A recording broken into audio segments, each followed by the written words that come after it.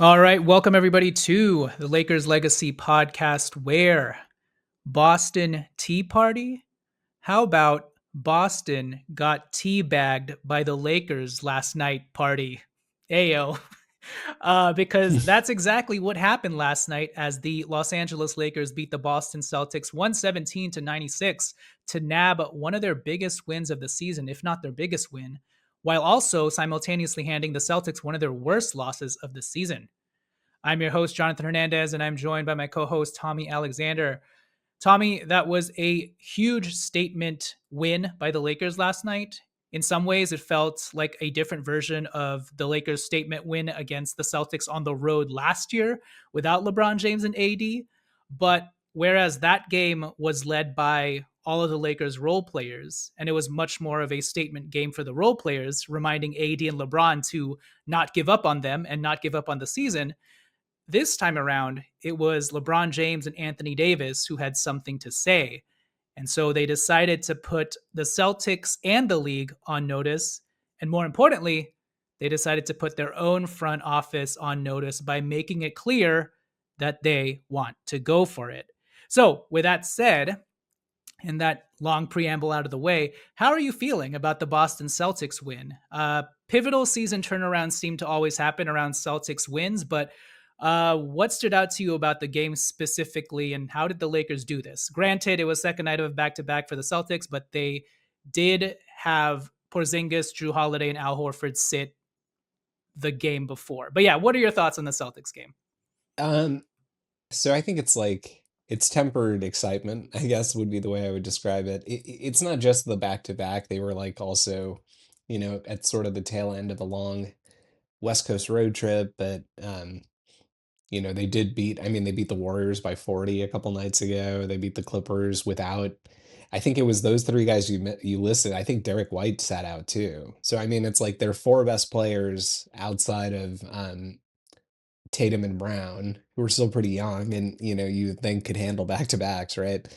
Uh, their 4 next best players all sat out, so it was not a back-to-back for those guys, and of course, like the other guys, they're, bench players playing limited minutes, so, I think that piece of it was maybe a little bit overplayed, but I do think that it's fair to say it was the end of a long trip and, I'm not saying we're a better team than the Celtics, but it was nice to see the guys come in with some energy. And you and I texted about this offline too, but it's clear that when LeBron and AD show up with energy, the rest of the team follows. And I think that's what happened in this one. Yeah, I think LeBron and AD's motor and spirit was very infectious. You could tell that they wanted to say something. And when they come out of the gate, kind of like gangbusters, everyone else feeds off of it. What were some specifics about last night's game that stood out to you with how the Lakers executed? Because I mean, we were joking prior to last night's game that, like, hopefully the Celtics would quote unquote play down to their opponent, the Lakers, because the Lakers hadn't won a game against a truly competitive playoff team in I don't know how long at this point. And this was their first real high caliber win in a while. And even with all the caveats that we laid out, it was just impressive to see it seemed like another Lakers team, even with LeBron James and AD going full throttle. Like, so the Lakers had one of their best 3 point shooting games of the season. They shot 42.9% from three, 15 of 35, and kind of out Boston in their own 3 point shooting game. Now, the Celtics also hit 14 threes, but they were much less efficient doing so. And a couple of those threes came near garbage time when the game was already over. This was a wire to wire win for the Lakers, and it was pretty much the game was pretty much over by the fourth quarter. And I think I was just most impressed by the collective team's defensive activity and engagement. Guys like Rui Hachimura and Jackson Hayes crashing the glass. Jackson Hayes had like 8 rebounds in just 14 minutes as the two bigs lineup with Hayes and AD continued to hold some water and weight. Max Christie was tremendous defensively, all on his own, as he has been for much of this season. But he had a couple of plays against Porzingis in the post where he was just standing Porzingis up and forcing him to throw up shots essentially at the rim. And then guys like Gabe Vincent was awesome on both ends. He hit 4 threes. I think that's the most he's hit in a game this season. Deadline Vincent, as I like to call him. Dalton Connect even got it going offensively and really helped us out, helped stem the tide in that second quarter. He was also pretty good on the boards. But yeah, anything else that stood out to you about this game that sort of we can take with us moving forward besides like, oh, the guys got up for it? I think the continuing reliance, well, I shouldn't say reliance, that I think that's too strong. The more looks that we're getting at the bigger lineups, I think Mhm. is something that can be taken forward from this game. I think in the first quarter, and part of this was smaller guys stepped up. Like Max Christie had a really good defensive game. I thought Austin had a good defensive game, battling on switches. Gabe is usually good, pretty good battling on switches when even though he is limited with his size. But the lineups that we've sort of experimented with a little bit more that include both Hayes and AD. It was nice to see us like give a little bit even more minutes to those types of lineups. Surround those guys not with, okay, you have two bigs, but you have three guards. I mean, there was one lineup I texted you about that it was Hayes, AD, LeBron, Dorian Finney-Smith, and Gabe Vincent. So it was like a four big man basically. I mean, what we've been playing, LeBron and DFS have played center at times in their career, right? And it's like four bigs and Gabe Vincent. And I think like those types of lineups can be really disruptive. And AD commented before the game, he commented after the game. I mean, he's had all these comments about how he clearly recognizes that he is more effective. And I think part of the answer here is like it doesn't really matter whether he's more effective at the five or the four. It's what he thinks he's more effective at, because Mhm. that's what's going to like cause him to give more effort. And we've said it so many times over the course of, I mean, the last like 3, 4 seasons. When AD has to play in positions he's not comfortable in, he does have a tendency to show that, on the court. He takes a hit, he rolls over, that's it. And so I think like showing him that we're going to continue to use these types of lineups is important, and hopefully, we could upgrade the position as well and make it even better. Yeah, and I think for AD, the Celtics are kind of, I don't want to say the perfect team for him to go up against, but he kind of just eats Porzingis's lunch most of the time. If you remember when Porzingis was with the Wizards, that's when AD dropped like 55 points on them. And he showed that again last night. And the Celtics don't really trot out a traditional center, right? Ever since they lost Robert Williams, it's really Porzingis and Al Horford. And AD was really able to take advantage of those matchups. And having Hayes out there with him, you're able to see, and the Lakers were playing a lot of zone last night too, but I felt like they played it more effectively than they ever had, for some reason.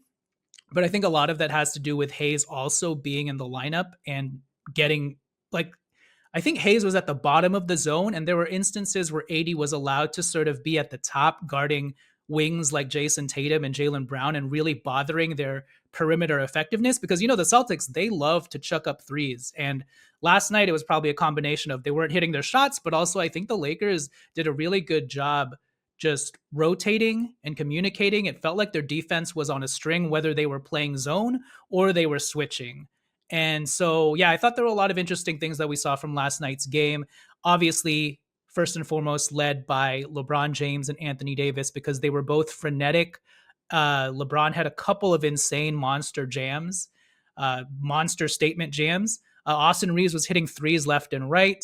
Um, and yeah, that was one of the most I feel like engaged but also smartly connected games that I've seen from the Lakers this season, which is pretty refreshing considering how lackluster they've been the last couple of weeks since the DFS trade. And DFS was like what, he had 0 points and like was 0 for 2 from the field, but I believe he had like a plus 20 on the night. He had like one of the highest plus minuses of the night.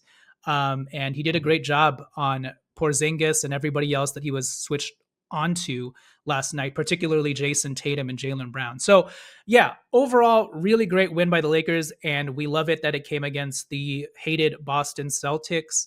I think last night also showed what can happen when you get when the Lakers are firing on almost all cylinders with regards to, oh, you have a backup guard who scores 14 points and hits four threes.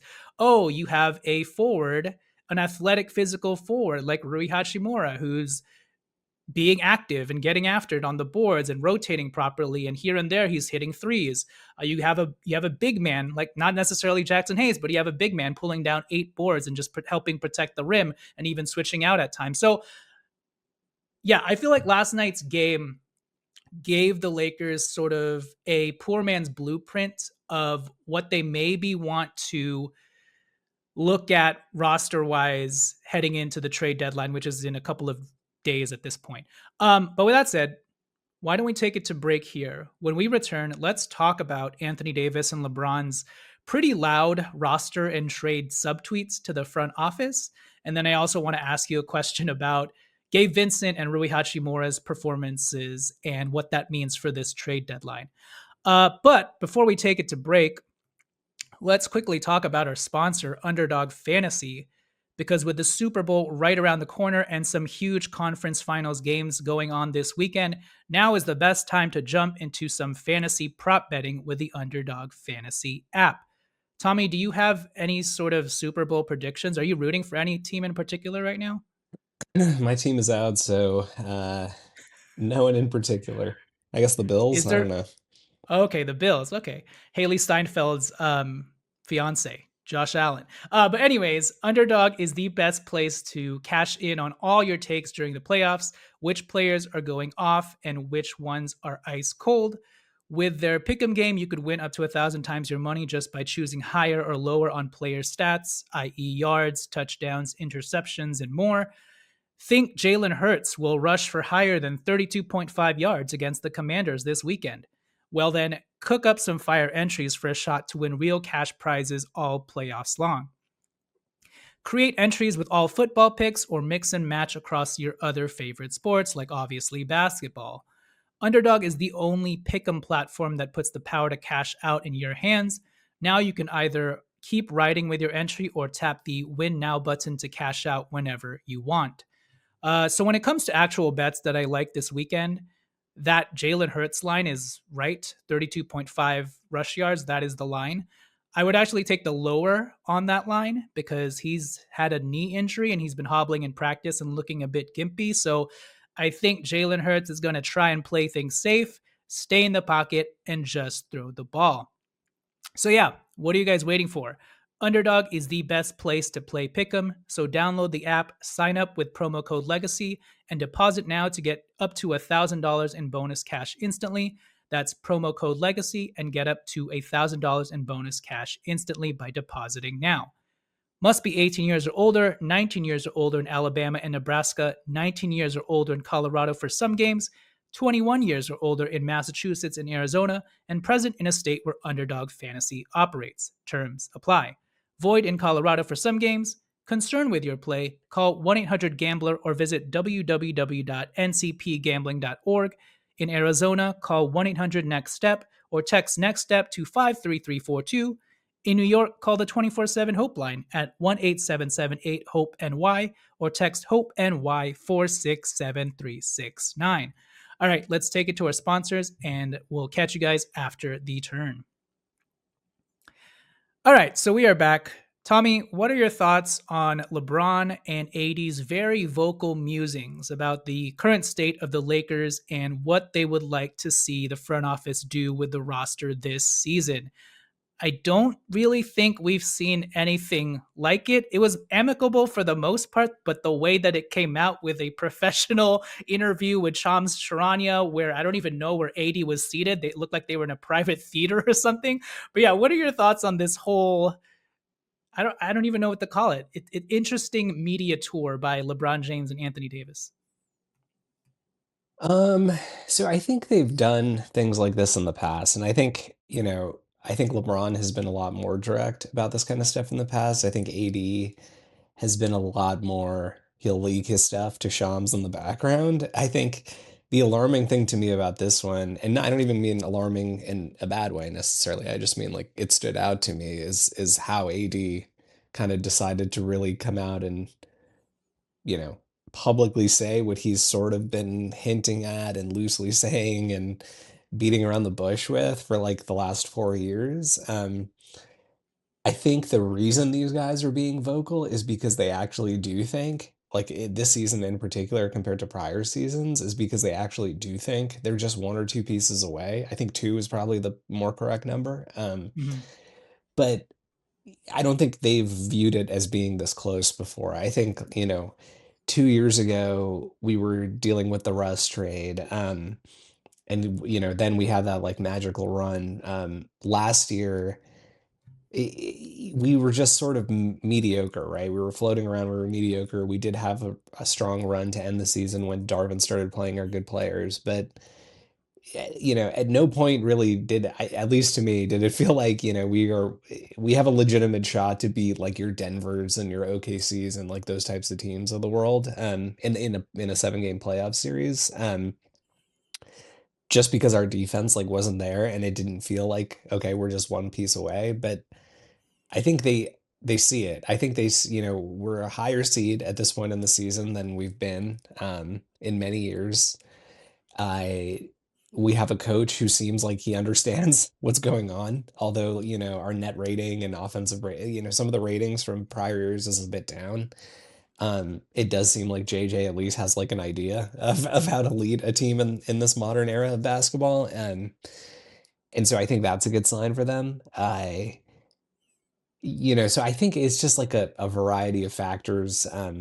LeBron maybe has surprised himself with how well he's been able to play at age 40, and who knows, right? But I think the point is they see that it's close, and I think that's why they're trying to be a little bit more public and vocal than they've been. And I don't know, maybe the conspiracy theorist side of me says like Rob took all of the heat and the front office and the ownership took all of the heat for the Russ trade when they like almost certainly did that trade to appease LeBron and AD. And so maybe there's, some sort of discussion of like, hey, look, if you guys want us to go all in, you have to say you want us to go all in so that it's clear that we're going all in for you and we're not just like mismanaging these future assets. I don't think that's what happened, but it's just like it is interesting to me, I that they've never really been like this, or at least AD has never really been like this publicly. Yeah, I think it's less devious on both sides. I think it's true that the right trades haven't necessarily come up for the front office. I also think it's true that they haven't been creative because you can always do something even if the quote unquote right trades aren't available. I also think it's true to your point that some of the moves that the front office has done to appease both LeBron James and Anthony Davis haven't worked out in their favor, specifically because they were listening to Anthony Davis and LeBron James. They just didn't pick the right players. And it's not even just about Russell Westbrook. Like Rob signed DeAndre Jordan for Anthony Davis, and Anthony Davis loved that move. And obviously, that wasn't the right move. You know what I mean? So, having said that, I think LeBron James, well, one, I like that they've come out and put some pressure on the front office, but I don't think they were trying to hold their feet to the fire in some sort of malicious way. And Anthony Davis last night even clarified his statements post game and pretty much said he knows Rob's been working and he's not trying to undermine him. But I also think Anthony Davis and LeBron James want to make sure that. So here's my random theory. I don't know if this might be my own conspiracy theory, but if you remember a couple weeks ago, Steph Curry and Draymond Green were interviewed about what the Golden State Warriors front office isn't doing, right? Or what they should be doing. And both of those guys said, interestingly enough, that like, yeah, we're fine with how things stand. We don't necessarily want the front office to give up all of their assets for a team that's going nowhere. I'm paraphrasing all of this, but essentially, a lot of people took that to mean like, wait, are Steph and Dre sort of conceding the season? And I know both of them followed up their statements by saying, no, I mean, we're not saying we don't want to win. We're saying don't foolishly trade firsts for marginal players who actually won't move the needle for you this season. And I don't know. I think AD and LeBron don't want to come off that way, and they want to make sure that their front office knows. I'm sure they already know, but I think they want to make it very blatantly clear that they see a window here and they want to go for it. and obviously go for it within reason. We don't want the front office trading 2 firsts for Jeremy Grant. That doesn't mean we trade a 2029 first and a starting point guard for DFS and Royce O'Neal, which is what some fans last trade deadline were suggesting. But within reason, put your chips on the table and make the shootest deal possible that's available. I think that's what they're trying to say. And you mentioned that you think that LeBron and AD think that they're close. My question to you is, do you think that they think they're close, or do you think that this is just their last best shot and window at contending, because both of these dudes are old and tired and they're not sure if they want to go through another 82 game regular season next year, kicking the can down the road and seeing if we have done part one, part two, part three, and are still waiting for part four to happen with regards to roster construction. I feel like this is more, obviously LeBron James and Anthony Davis have great confidence in themselves, as they should, but I don't even know if it's like they think they're close with this roster, because I don't think that there are that very many moves that this front office can make, even if they throw it, put forward the first round picks, that like surefire makes them a contender. But maybe LeBron and AD are just like, well, hey, next year Oklahoma City Thunder is going to get better. Wembanyama is going to be better, and who knows if the San Antonio Spurs retool. Like, for us, the window is closing as fast as it can close than any other duo and team. And so, for me, it may be a little bit of both, right? But like, do you really think it's a belief in the roster, even if it is upgraded, or do you think it's more, hey man, we've only got so many cracks at this, and we just have to take advantage of the time that we have now? I do think it's the former. I actually do think they believe in the roster. I Okay. think LeBron and AD, not the first year with Frank Vogel was the outlier, right? I think LeBron in his career has always been a second half of the season player. Particularly as he's gotten older, he really knows how to pace himself, and I think AD has sort of followed suit. And I guess I bring all of this up because last year at this point we're 6 games over 500 right now. We were 500 at this point last year. The year before that we were below 500. And then it's like you get into the injury years and stuff, and I guess my point is, we're in a pretty good spot as the 5th seed, and we haven't even had the, like, LeBron AD late season push. Now, maybe it won't come, but maybe this is them, like, acknowledging that still hasn't come yet, and we are in this pretty good position, and maybe they're surprised with, like, I mean, again, Darvin, nothing really changed on our roster. We just swapped Darvin out, and we brought in JJ, and our record last season at this point would have us at the 10th seed, or tied for 10-11 with, like, Golden State and Phoenix. And right now we're the 5th seed. So that's like a pretty significant difference considering there have been no roster changes, right? And I'm not saying, I've been maybe one of the more pessimistic people about our long-term aspirations with this team, I guess, but or yeah, but I think that they probably are getting a sense that they are pretty close, and I think, like, the games like the Celtics game kind of prove that. Yeah. Yeah, I agree. I just worry about, the negative point differential, and the games like the Celtics game remind me of the first few games of the season when we were 3-0, and something that we both said was like, yeah, at this team's best, when things are firing on all cylinders, this is its ceiling. It's always been high. It's all about the sustainability and the roster balance. And right now, barring any more moves, this team still has a lot of needs. So my last question to you before, we go back into talking about specific trades is, Gabe Vincent and Rui Hachimura. Those are the two main contracts that are likely to go out in any big move. Um, what were your thoughts on their performances versus the Celtics? Gabe Vincent, 14 points, 4 threes, was doing it on both ends. Rui Hachimura didn't have the best offensive game, but he hit very timely threes. And then defensively, I thought he was moving his feet well. He was very active and engaged. Still had his lapses, of course, but he was clearly crashing the boards with more energy and force. Um, do these performances by either of these two players sort of move you? I already see it on Twitter. Like Gabe's performances are starting to move some fans, or are you just of the mindset that, these are unfortunately or fortunately just the two players that need to go out because D'Lo's contract is gone. And if this team wants to meaningfully improve, these are the guys to do it with. Now, maybe you only trade one of these guys and keep, the other one, but there's also scenarios where you trade both of them. So what are your thoughts on trading either or both of these guys away?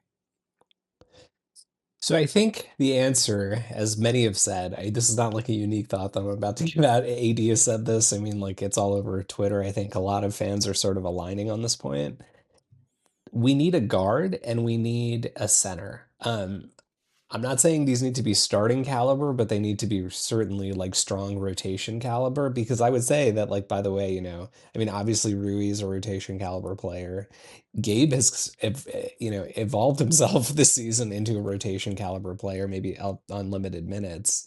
So, but my point is, like, they need to be strong rotation caliber players, better than what we currently have in Hayes and Gabe. Um, if the cost of getting those pieces is Rui and or Gabe, then yeah, you do it all day and night.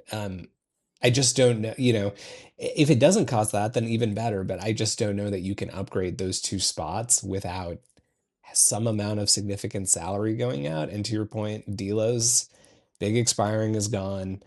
All we have besides that is a bunch of small pieces as expirings, and Jared Vanderbilt's contract, which we're obviously not moving because it's immovable, not because we want to keep it, right? Yeah.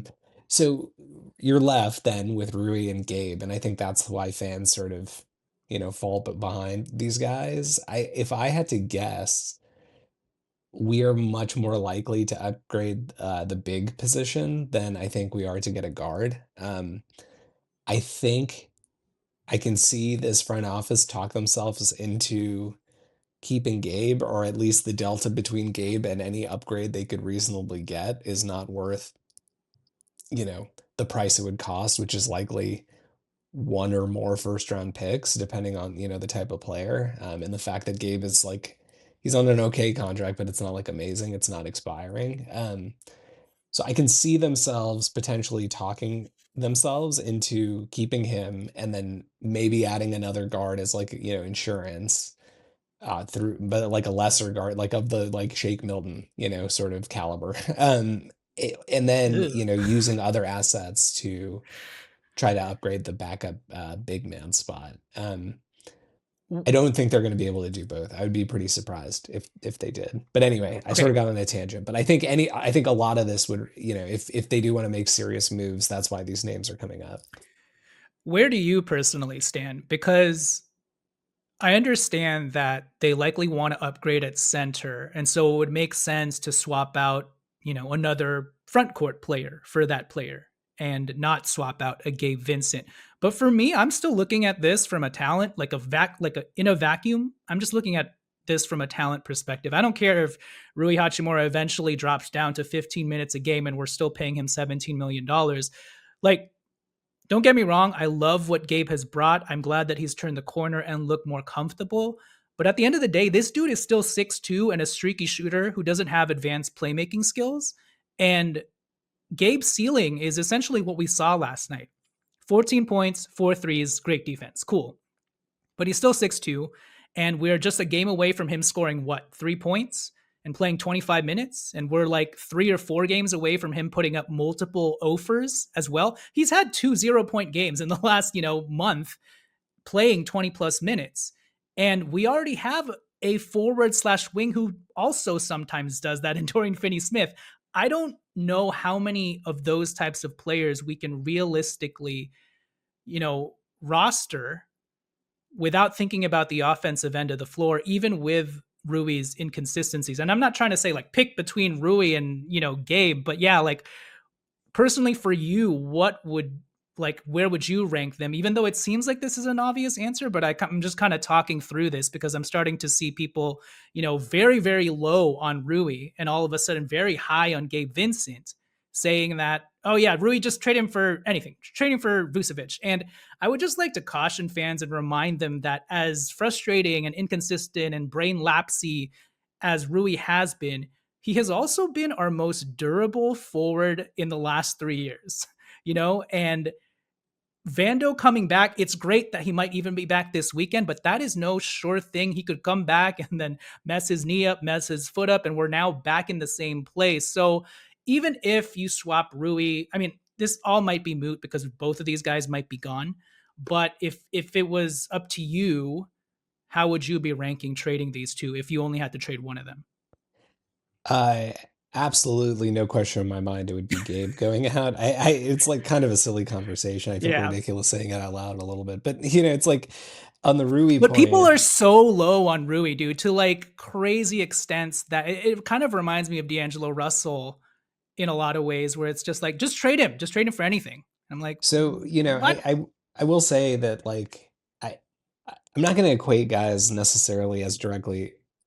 I realize there's some nuance to what I'm about to say, but Rui averages 12 points a game. Um, he's doubled his offensive rebounding numbers roughly from last year, which is one of the big things we asked him to do. His rebounding numbers are up from last year. Maybe not as up as we'd like to see him, but they're up. His steals are up. He's been getting his hands on more balls. He's shooting 40%, over 40% from three again on, about the same volume as last year. But I guess, here's the thing. He averages 12 points a game on 9 shots. Yeah. Nikola Vucevic has a career average like over 15 shots a game and is currently averaging, 15, 16 shots a game. Any player like that, and I'm just using him as an example, but any player like that who comes in is going to have their offensive skills sort of neutered. So if you're going to neuter that guy's offense, they better be giving you something on defense. And I think when you're just comparing, like people get so sucked into this, well, Rui can never be the true number three. It's like, what does that mean? You know what I mean? In Nikola Vucevic he's going to get touches with LeBron and AD sharing the floor at the same time, like who also like to play in the mid post. Like he might just be camping in the corner like Rui. So I just, Rui has flaws. There's no doubt. I think if you need his salary to do a trade, you do it. But Rui is like a solid, solid rotation player for us and has Hmm. been. And you can make an argument that like he should be playing less minutes and certainly less minutes in crunch time, in favor of Dorian Finney-Smith. And maybe there are lineups where that makes sense, but that doesn't mean you just drop him for nothing. I do think that, really home run types of moves. I'm going to exclude Walker Kessler from this. You know what I'm thinking now, but like home run types of moves to get upgrades at the guard and center position would require using both of these guys and Yeah. probably both first round picks. So I don't know if that's available, but Gabe, he's a solid player, but if you're thinking about your 1 through 8 rotation for the playoffs, Gabe is like a pretty, even for a number 8, I think is a pretty weak guy to be relying on it. He's had some flashes in recent weeks, and I cut him some slack. Maybe we were too harsh on him early in the season as he was like, coming back from missing an entire season. But he is who he is. He's not going to be, more consistent than like a 33% shooter from three. And and many nights he's going to give you a 0. So Yeah.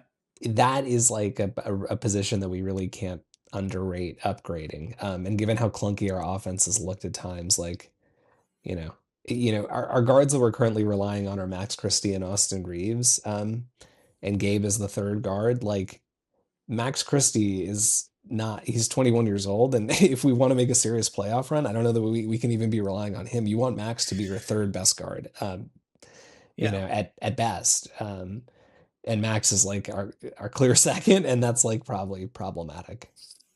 Yeah, I think we need to trade Gabe for someone who can do what Gabe did last night on a more consistent basis, or even someone who can give us a skill set that we desperately lack at a higher caliber level, even if that just means this dude is a professional bucket getter and he doesn't necessarily play defense the way that Gabe does, just because we're starting to all of a sudden have a surplus of a lot of these guys who do all the dirty work things and play defense, but where are we going to score? So that's my biggest thing. So why don't we close things out here? All right, so that'll do it for this episode.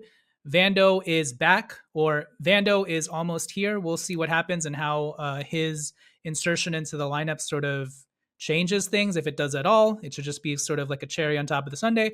But with that said, Tommy, I will catch you later. Peace. See ya.